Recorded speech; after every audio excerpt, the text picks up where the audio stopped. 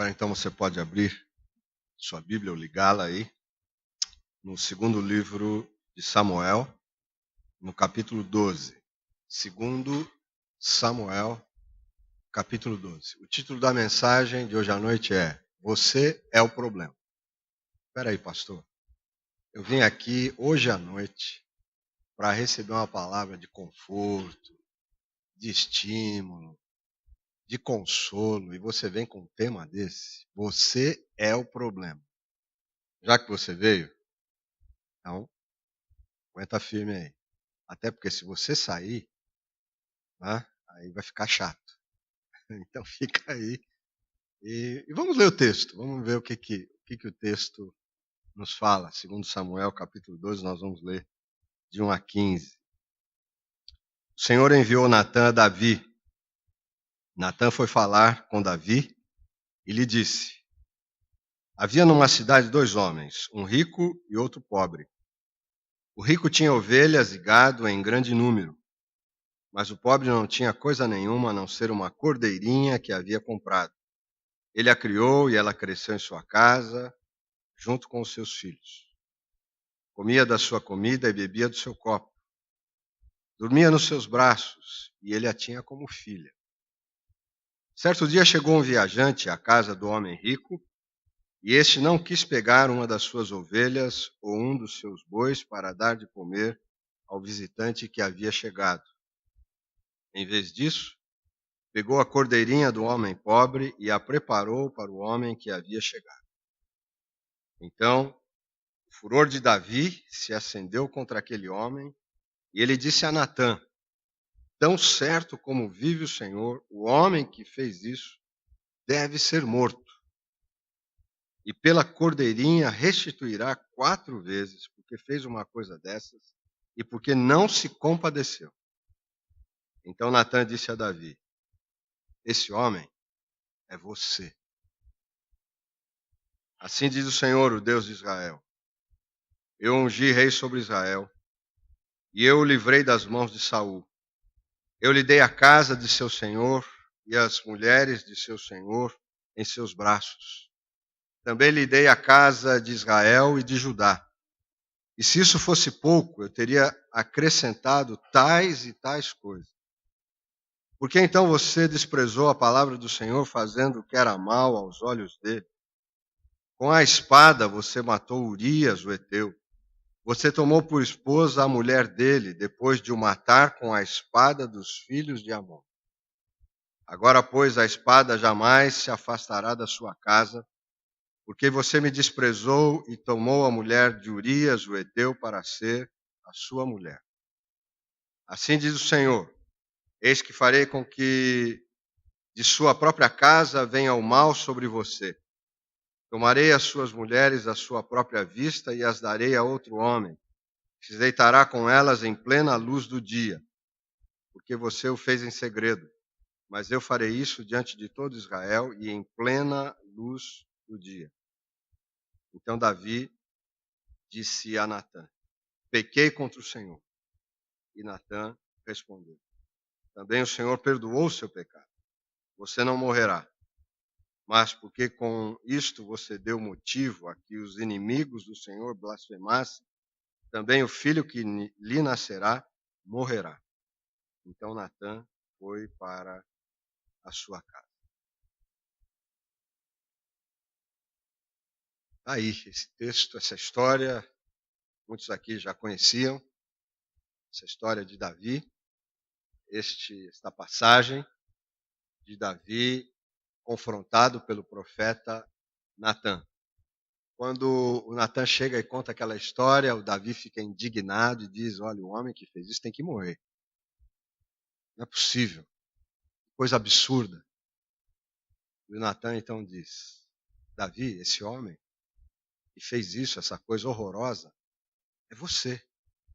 Você é o problema. Você é o problema, Davi. Quando o Davi percebe que a coisa era com ele evidentemente que vai se lamentar profundamente do que havia feito. Você conhece a história, né? Davi, até alguns domingos atrás eu preguei sobre esse texto, né? O Davi, rei Davi, estava passeando no palácio. Era uma época em que os reis deviam estar com seus exércitos na batalha, mas ele ficou lá à toa. E ele está passeando lá no palácio e ele vê uma mulher se banhando, uma bela mulher, e ele se enamora dela, e ele era rei, e as vontades do rei tinham que ser satisfeitas. E ele manda que tragam aquela mulher, ele se deita com ela, enfim. E aí ele vai saber quem é, que ela é a esposa de um dos seus oficiais. E ele então, puxa, e agora? O que eu faço? Bom, eu não posso ficar com ela ele estando vivo, então eu vou mandar matá-lo. Urias.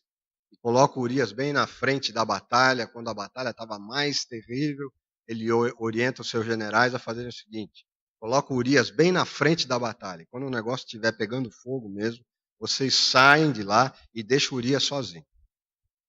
Foi isso que aconteceu, Urias morreu. E aí o Davi toma Batseba como sua mulher. Horrível. Coisa lamentável.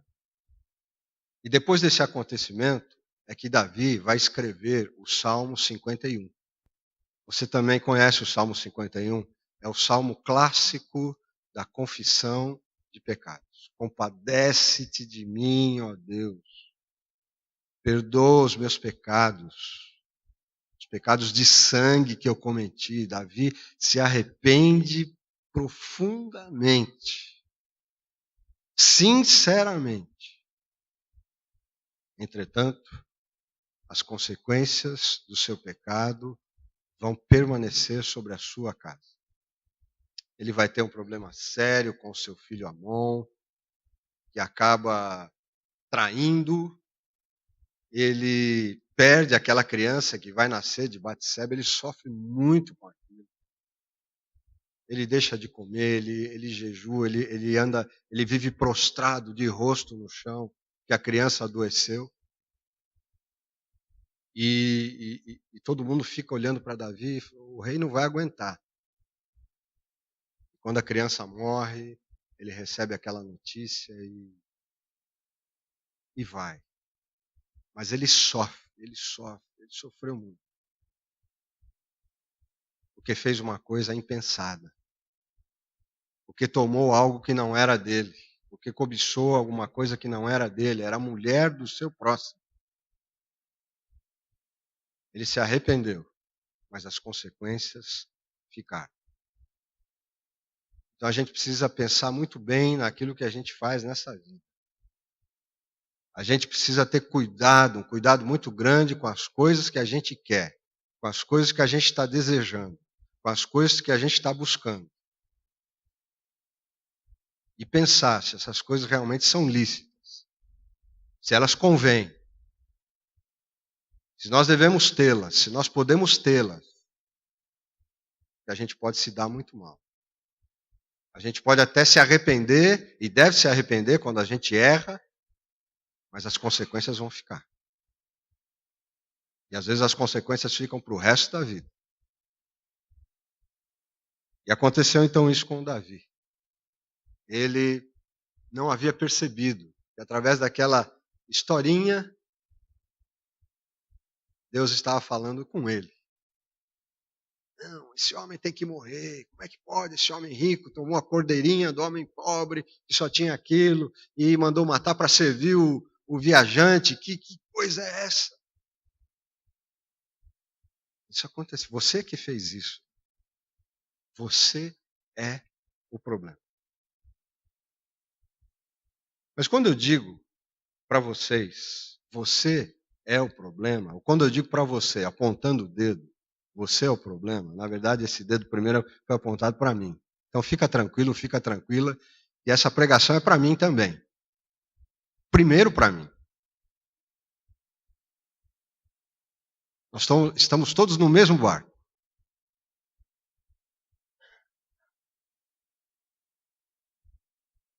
O problema com a gente é que nós muitas vezes não conseguimos enxergar quem nós somos. Não conseguimos censurar aquilo que fazemos.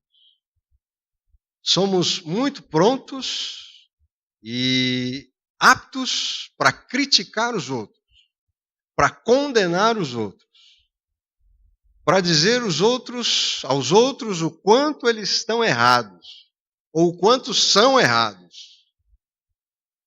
Mas esquecemos de olhar para nós mesmos. Quando a gente lê a Bíblia, a gente lê muitas vezes pensando nos outros. A gente lê um texto desse, olha, ele precisava ouvir um negócio desse. Ela é que precisava ouvir um negócio desse. Ou você vem na igreja e o pastor está pregando aquele sermão assim, meio, né? Para pegar no pé, e você pensa, o que é que. Aí você olha assim para o lado, o que é que ela não veio hoje? Isso aqui era para ela. Será que ele veio? Será? Tomara que ele esteja aqui, porque ele precisava ouvir isso aí. Ele precisava ouvir essas verdades. A gente muitas vezes lê a Bíblia, usando uma figura rural, a gente lê a Bíblia com uma pá na mão. Né?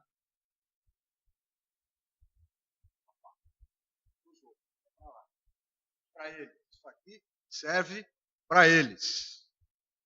Serve para ele, para ela. Não é para mim. É para eles. A gente tem que ler a Bíblia com uma enxada na mão. É aqui, ó. É trazendo para mim. É para mim. O que isso tem a ver comigo? O que esse texto está dizendo para mim? O que essa palavra tem a ver com a minha vida? Com o estilo de vida que eu levo? Com os meus propósitos? Com os meus desejos? Com os meus alvos? Com os meus projetos? O que eu estou fazendo da minha vida? É para mim. Primeiro, é para mim. E a gente que é pastor, a gente é muito tentado a sempre falar para os outros. A gente vai para a Bíblia para achar textos para falar para a igreja. O que a igreja está precisando ouvir? A gente é tentado a fazer isso. Mas a gente precisa ter esse cuidado de ler a Bíblia assim. O que esse texto primeiro está falando para mim? O que Deus está querendo dizer para mim? Será que eu sou um problema?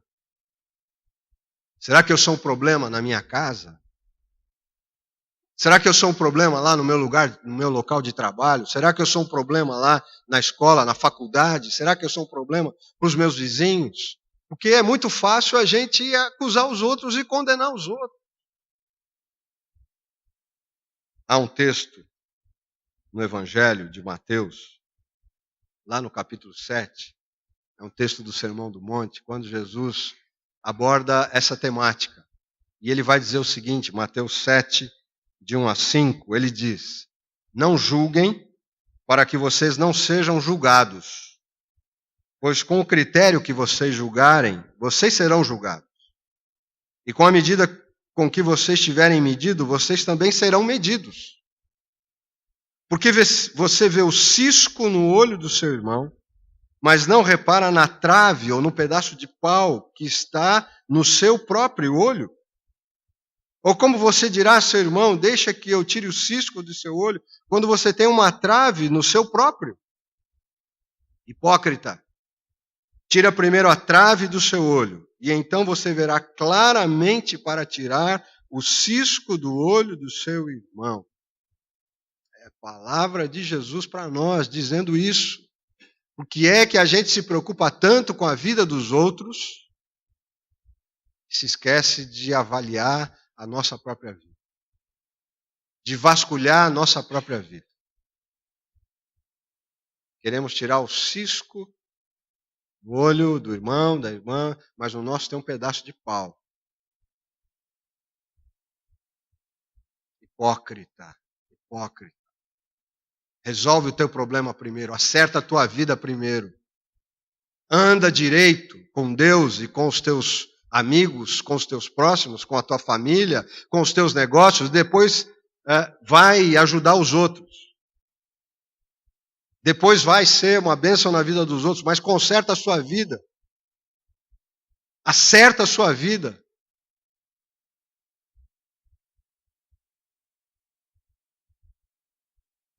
É muito fácil, é muito fácil. criticar.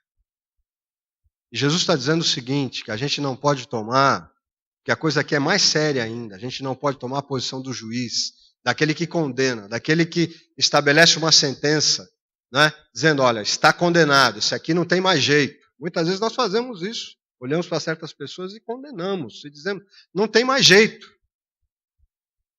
E nos esquecemos de quem nós somos. Nos esquecemos das coisas que pensamos, das coisas absurdas que pensamos, das coisas feias que pensamos, daquelas coisas que vêm para a nossa mente que nós não temos coragem de dizer para ninguém. Porque são feias demais. Nós não temos coragem de dizer as coisas que estão no nosso coração muitas vezes. Porque são pecaminosas, são egoístas. Nós nos esquecemos de olhar para o nosso orgulho, para a nossa arrogância, para a nossa intolerância.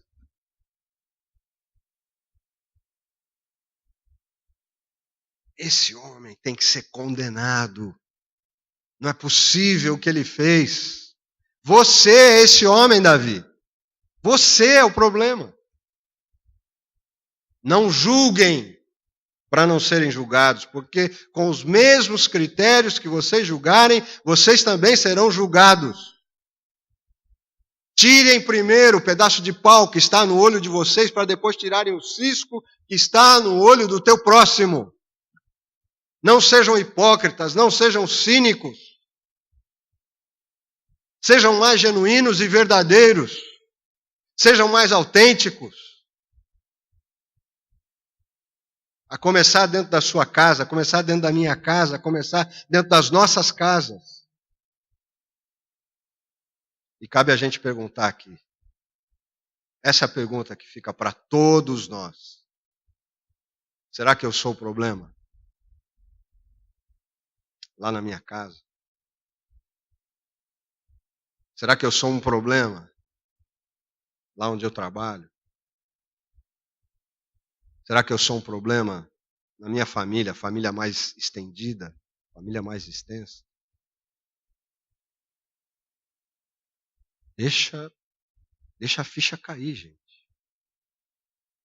Você não pode deixar para depois esse tipo de acerto, esse tipo de correção na sua vida, se isso está sendo preciso.